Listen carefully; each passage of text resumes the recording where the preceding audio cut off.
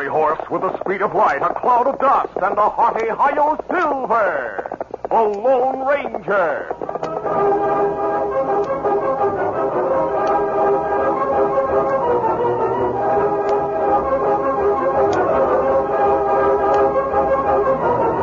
With his faithful Indian companion Tonto, the daring and resourceful masked rider of the plains led the fight for law and order in the early western United States. Nowhere in the pages of history can one find a greater champion of justice. Return with us now to those thrilling days of yesteryear. From out of the past come the thundering hoofbeats of the great horse Silver. The Lone Ranger rides again. Come on, Silver. Let's go, big fellow. Hail, Silver! Away!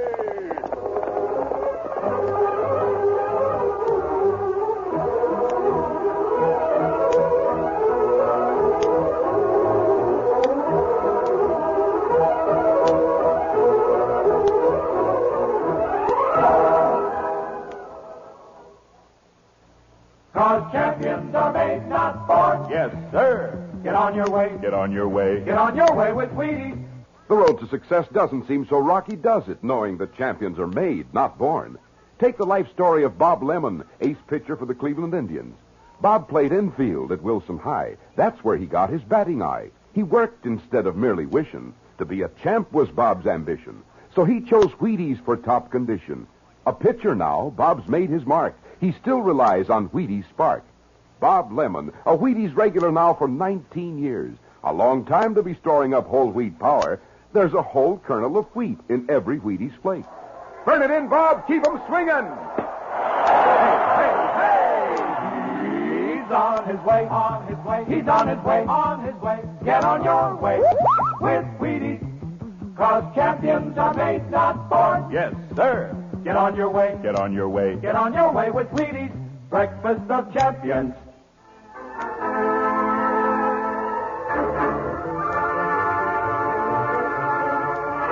Hub Wilson and his troupe of actors had been in gunsight for 2 days, arranging to stage Uncle Tom's Cabin in the local opera house. But Hub and an actor named Eddie Clyde were also planning to rob the bank. A second-floor storeroom in the opera house overlooked the flat roof of the one-story bank. By climbing out the opera house window, Eddie walked across the roof of the general store to the freshly tarred roof of the bank. There, he weakened the lock on the skylight hatch. He returned to the opera house, and as he climbed through the window to re-enter the storeroom, his booted foot came down hard on the paw of a bloodhound named Speck. The pain of the injury brought a sharp snarl from the ordinarily gentle dog. Instinctively, he went for the man who had hurt him. His jaws closed on Eddie's boots. Take it easy, Eddie. Back, let him go. Here, back. Don't kill him. I'll shoot him. Eddie, go. Back. There, that's better. I'll kill that dog. I'll hold it, Eddie. I'll put a bullet between his eyes. Draw your gun. Let go my arm. Calm down, Eddie. I paid a lot for Speck. I don't care what you paid for the money. Look, he's a thoroughbred. Besides that, he does a mighty good job in this show. He didn't hurt you. He ruined my boot. Look at the way it's ripped. Oh, that can be fixed easily. It'll have to be. Unless you want me to do Simon Legree in carpet slippers. Oh, those the boots you wear in the show? Yeah, and there aren't any extras in the wardrobe to fit me. I'll need them in tonight's show. Well, there's a cobbler's shop across the street from the bank. Put on your carpet slippers, and we'll leave both your boots there. The cobbler will stitch the seam, clean them up, then they'll be as good as new.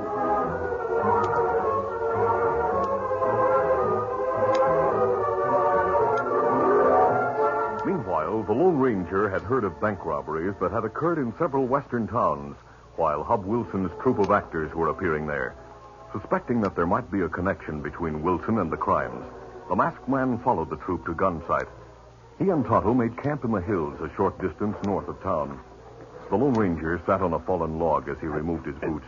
Hard usage had loosened the seams in the legs. He had known for some time that his boots needed attention. It might have been coincidence, or it might have been the guidance of fate that caused him to decide to have the boots repaired at that time. Will you take my boots to the cobbler in gunsight, Tonto? Oh, me take 'em. But what you wear while me go to town? Oh, I'll wear moccasins. Oh.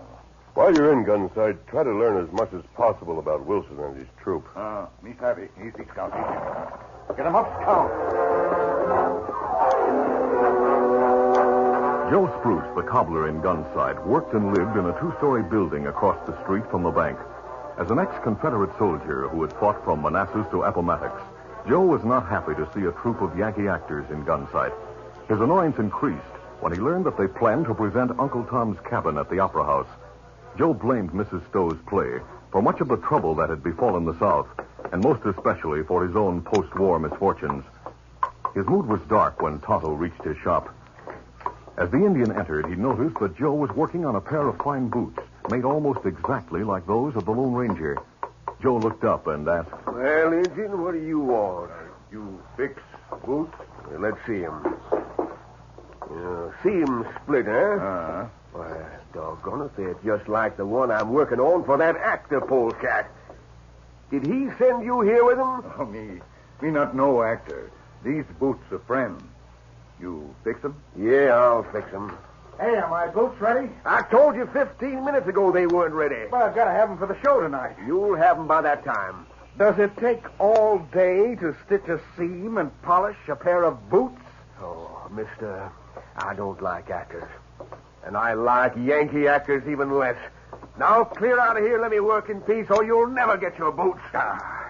If a New York cobbler talked like that, he'd be out of business.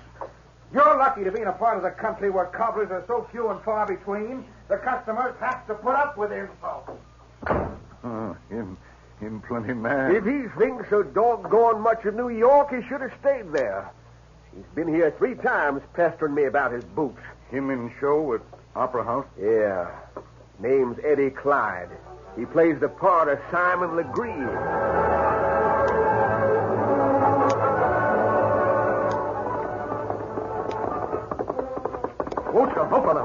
Several hours later, Tonto rejoined the Lone Ranger in the hillside camp. The masked man unwrapped the boots, then asked, Tonto, where did you get these boots? At cobbler shop, where me leave 'em to be fixed. Well, they're not mine. Them look like yours. At first glance, yes. If you'll examine them closely, you'll see that they belong to someone else. Oh, Joe Spruce make mistake. Him give me boots belonging to actor feller named Eddie Clyde. It's an understandable mistake.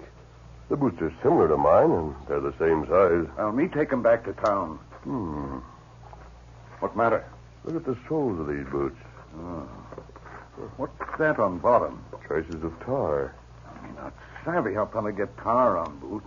While you were gone, Tonto, I studied the town through binoculars. You see town from here? Yes, the top of the hill is bare of trees. There's a splendid view of town from there.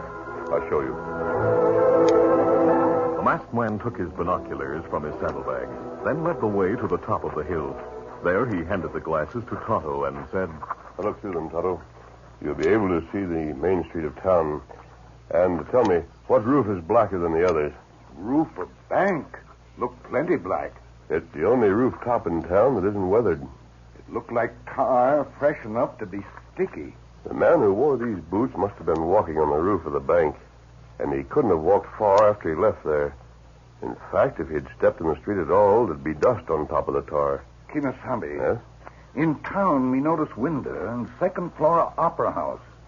Maybe fella climb out a window, walk across the roof of general store to bank. Let me have the glasses a minute, Tonto, please. What you look for? The skylight on the roof of the bank. You see it? Yes. You think Eddie Clyde try get into bank from roof? Yes. It would be a perfect way to commit a robbery. As soon as it's dark, we'll go to gun sight. We'll leave our horses at the edge of town. Then what we do? Try to find a way to reach the roof of the bank. Kimasabi, me see deserted livery stable at edge of town on same side of street as bank. Maybe we reach roof from there. All right, we'll try it. We'll stand guard on the rooftop tonight. If Eddie Clyde tries to enter the bank through the skylight, we'll capture him.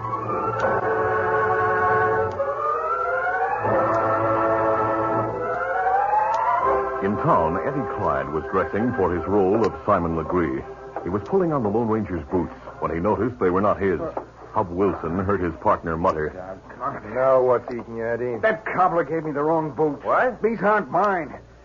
Oh, did they fit you? Yeah, but then wear them and shut up. I'd rather have my own. If that shoemaker's lost them, I'm going over there. Relax, Eddie, the show's about to start and the house is full. The marshal in the audience? I looked through the curtain a few minutes ago. The marshal and his deputies are in the front row. The banker, his wife, and his whole office staff are in the second row. Good. Pulling that robbery will be a cinch.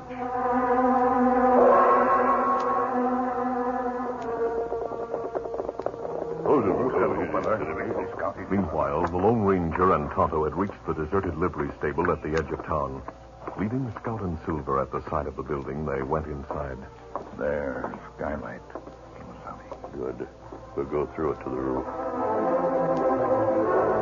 Though the buildings were of uneven heights, all except the Opera House on that side of the street were 1 story high. After going through the stable skylight, it was an easy matter for the Lone Ranger and Tonto to move from one roof to the other. As they approached the bank, the masked man commented. The town's unusually quiet, Tonto. We think everyone in town go to Opera House. See show. The theater was crowded. Only a few townspeople had not gone to the show. These included Joe Spruce and his friend Hank McCurtain, the blacksmith. Hank was also a Confederate veteran. The two men sat on the veranda that extended along the second-floor front of the building that housed Joe's shop and living quarters. In the bright moonlight, they sat with their chairs tilted against the wall and their pipes full of fragrant tobacco, watching the crowd enter the Opera House. A short time after the box office closed and the play started, Joe exclaimed, Hank, look. Look at the roof of the bank. Hey, there's 2 fellas over there. Yeah, and they're examining the skylight on top of the bank. Doggone it, Joe, you're right. Maybe they plan to force the lock on the hatch of the skylight. That'd be a slick way to rob the bank. Good thing we spotted them. You all better go to the Opera House, Hank. Get Marshal Barber and tell him what's afoot. Yeah, but while I'm gone, those 2 might get away. Not on your life. I'll watch them close. If they make a move, I'll let them have it.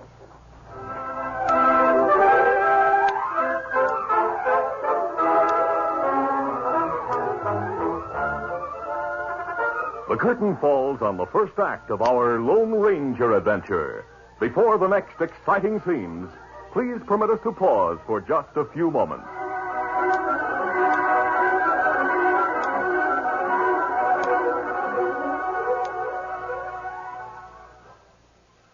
If you ever have the chance to see Ben Hogan play golf, man, grab it. You'll see a real Wheaties champion in action. You know, in my work, I'm sports announcer Mel Allen. I've seen Ben play plenty of times. And each time, the little guy proves to me all over again, champions are made, not born. Ben's won about every title in golf, but he still practices hours every day. Of course, that figures if you know Ben's story. Way back when he was a caddy, he found the only edge he had over bigger, stronger fellows was a willingness to practice harder and knowledge that strengthening foods would help him make the most of that practice.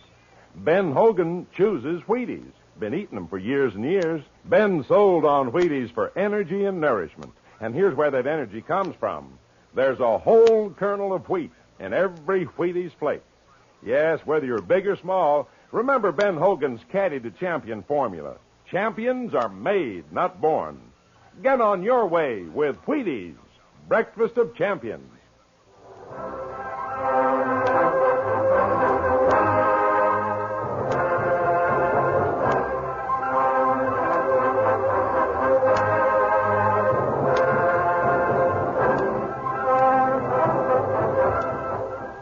Now to continue. A few moments after the Lone Ranger and Tonto took a position behind the wide chimney on the roof of the bank, the window of the Opera House storeroom opened. Yes, I hear it, Tonto. Peering around the side of the sheltering chimney, they saw the moonlit figure of Hub Wilson as he climbed from the Opera House window. A moment later, Eddie Clyde climbed out the window to join his friend. From the second-floor balcony of the building across the street from the bank, Joe Spruce watched the Lone Ranger and Tonto so intently that he didn't notice Hub and Eddie. When the masked man reached for his guns, Joe fired a warning shot. I see you two over there. Tonto, who's that? Him, Joe Spruce. Him on veranda across street. Yes, I see him. There's a lighted window at his back. Him hold gun on us. You and your partner come down off that roof with your hands up. Hub and Eddie stood beside the window of the Opera House, scarcely daring to move. They didn't know that the masked man and Tonto were on the far side of the bank chimney, so they assumed that Joe Spruce was talking to them. You two don't raise your hands, I'll blow your heads off. Eddie reached for his gun. Hub hissed a warning. Don't be a fool, Eddie. He'll open fire. Not if I get him first. But listen, would you rather stand here and wait for the law to come for us? No, That's what'll happen unless I shoot.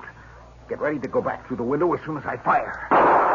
Eddie's bullet struck Joe in the shoulder. The impact knocked the ex-soldier down. As he fell to the veranda floor, Hub shouted, You got him, Eddie. Drop your gun. What? It's a masked man and a redskin. I'll get him. A silver bullet struck Eddie's arm an instant before he triggered his gun. His shot went wild. I'm getting out of here. Throwing caution to the wind, Hub turned and vaulted over the windowsill to the safety of the opera house. Inside, he looked back for his partner. Then he realized that the masked man could not see him in the darkened storeroom. Now I'll cover you, Eddie. Pick up your gun. Come inside. Don't try it. This is for you, mister. Hub triggered his gun, forcing the Lone Ranger and Tonto to the shelter of the brick chimney. A moment later, Eddie was back in the opera house. Marshal Barber, his deputies, and Hank McCurtain were on their way up the stairs to the second-floor storeroom in the opera house when they met Hub and Eddie. Where are you two coming from? Why, We went up to the storeroom, Marshal, to investigate the shots we heard. Who shot you? A masked man. He was up on the roof of the bank. That's right, Marshal. You and I saw him there. Well, what are we waiting for? While we stand here palavering, you'll get away. The marshal and his deputies reached the storeroom window in time to see the Lone Ranger and Tonto disappear from the stable roof at the far end of town. Hey, they have horses waiting for them. They'll be on their way out of town before we reach the livery stable. That's right, Hank. It'll be slow work following their tracks. You needn't follow their tracks, Marshal. What? How's that? Beck will follow them for you. You mean that Bloodhound? Yes, he's a thoroughbred and a mighty valuable dog. Yeah, that's a good idea. He'll lead you to the masked man and his pal in no time. Fine, we'll get the dog and go after those two. And I'll ride with you and your deputy. That suits me. Go. Hank McCurtain was about to join the posse when he remembered Joe Spruce. Knowing that Joe had been covering the masked man and his partner, Hank hurried to Joe's veranda to see why Joe had allowed the two crooks to escape. He found Joe on the veranda floor. Joe. He's unconscious. I'd better get Doc Morgan.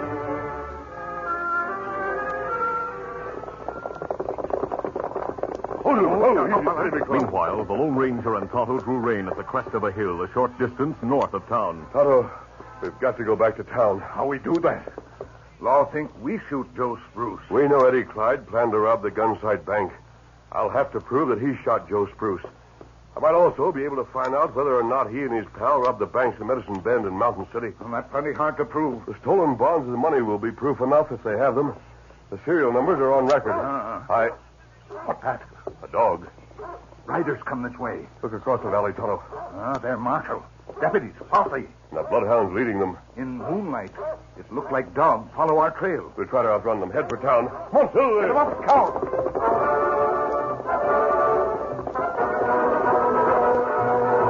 The great horse Silver and Scout left the pursuing posse far behind as the Lone Ranger guided him through the moonlight to town. The evening's excitement had halted the play and emptied the theater. Eddie Clyde was alone backstage. His trunk was unlocked and opened. He was about to begin packing when he heard footsteps behind him. With his good arm, Eddie grabbed the trunk lid. What are you trying to hide? You. Surprised to see me? What are you and that Indian doing here? We came back to town to prove that you shot Joe Spruce. You can't prove I shot him. Marshal Barber's out now looking for you for that shooting. And he has a bloodhound with him. That's right. That dog will find you, mister. That's why I'm returning your boots. My boots?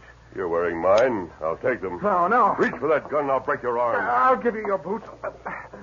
There they are. Cover him, Tonto, while I remove these.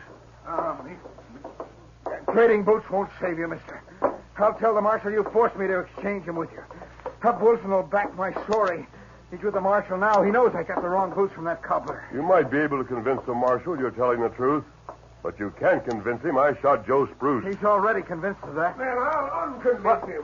Who's Hank and I were coming out the rear door of Doc Morgan's house, but we saw you and the engine pass, mister. We followed you here. Because you thought I shot you? I knew better than that, mister. I was watching you close while you were on the roof of the bank. I'd have seen it if you all turned your gun on me. Hey, Joe, you better sit down and take it easy. Doc said I don't care what he said. I'll not rest till that Yankee actor pays for shooting me. At that moment, Speck raced into the opera house. He stopped beside the boots on the floor at Eddie's feet. He sniffed them and bared his fangs. Get him away from me. He hates me. Call him off. Stop. Call him off. Tonto grabbed the dog's collar and held it while the posse hurried forward with drawn guns. The Lone Ranger said, You'd better talk, Eddie. Who weakened the lock on the skylight of the bank? I did.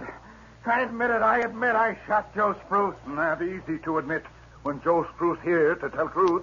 Who's the partner who helped you commit the bank robberies? Realizing that Eddie was about to tell all he knew, Hub Wilson reached for his shoulder holster. From the corner of his eye, the Lone Ranger saw the gesture. He whirled and fired.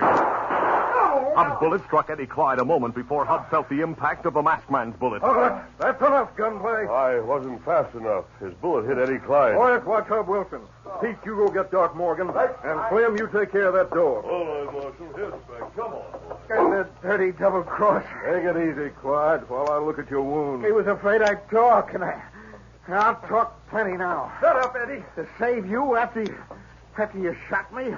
Why should I? And let you spend the cash we stole? What case you talking about? The cash from the banks in Mountain City and Medicine Bend. Where is it? In my trunk. In the false bottom. Money and bonds are there. You talked us into jail. I might not live to go to jail, but you... I hope you rot there. Your wound's not as serious as you think, Eddie. Well... Doc will remove the bullet, and in a couple of weeks you'll be well enough to stand trial. Marshal, do you still want Tonto and me for shooting Joe Spruce? Mister, I saw your horse outside.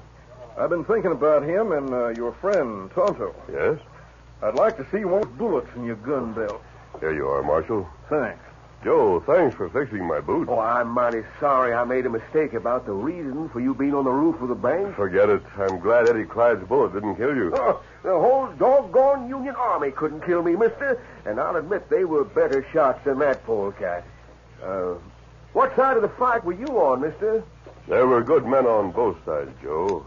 But we're all Americans. Adios. Adios. Thanks a lot for helping to capture these crooks. Glad we were able to help you, Marshal. Hey, Marshal, what'll I do with Speck? I'll take him, Marshal.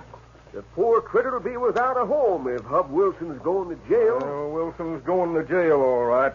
But I'll be much obliged if you will take Speck off my hands. I'll see that he gets a good home. Hey, speaking of home, we're both going there, Joe. Doc says you'd have to rest for a couple of weeks. You're not as young as you were when we marched under General Lee. Yeah, I reckon you're right, Hank.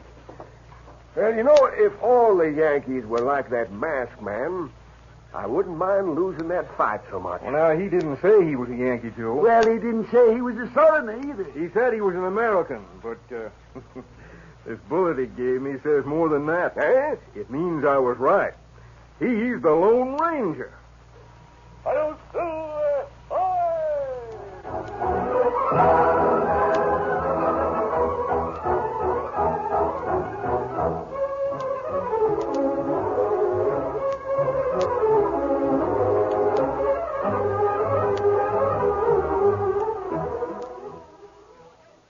Pilot Pete can fly a jet.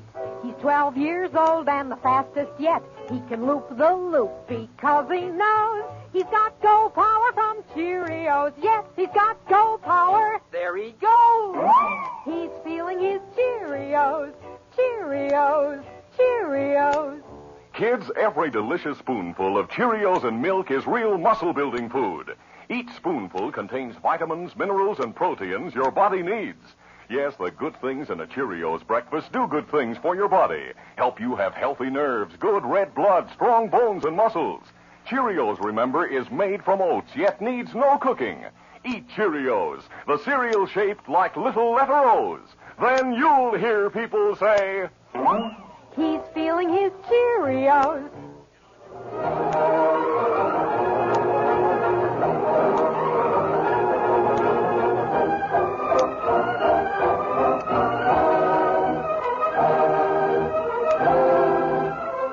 The Lone Ranger, a copyrighted feature of the Lone Ranger Incorporated, is created by George W. Trendle, produced by Trendle Campbell Muir Incorporated, directed by Charles D. Livingston, and edited by Fran Stryker.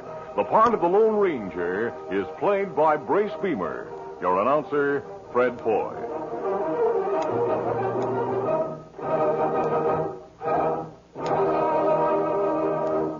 The Lone Ranger is brought to you by General Mills every Monday, Wednesday, and Friday at this same time. Be sure to listen.